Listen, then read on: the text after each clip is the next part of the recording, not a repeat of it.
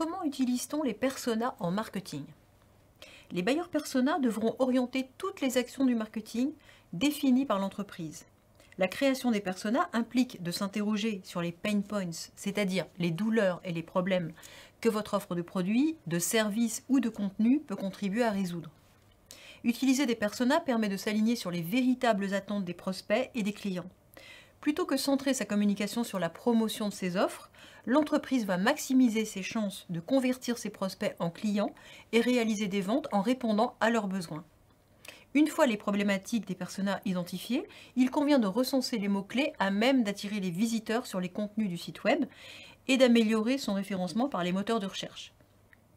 Enfin, s'approprier les goûts, les centres d'intérêt et les motivations de ces personas participe à améliorer significativement l'expérience client et utilisateur, tant dans la découverte de vos offres, services et produits, que dans leur utilisation ou le processus d'achat.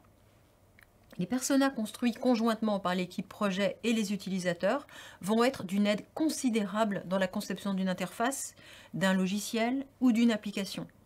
Ils vont adresser les fonctionnalités recherchées et appréciées par les utilisateurs finaux, maximisant ainsi leur adhésion au produit et ses chances de succès. Les concepteurs-développeurs associent souvent leur user persona au parcours utilisateur, qui schématise le cheminement accompli par l'utilisateur pour réaliser son objectif. Il peut s'agir par exemple de décrire la succession d'écrans consultés par le visiteur d'un site et des pages qu'il choisit de visiter par le biais du menu de navigation. L'équipe projet va ainsi étudier le comportement possible du persona vis-à-vis de certaines fonctionnalités et contraintes ergonomiques.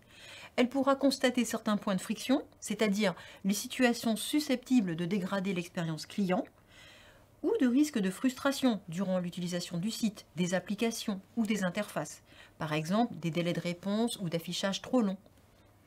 Le user persona va ainsi devenir un point de repère et une donnée à part entière du projet de conception-développement.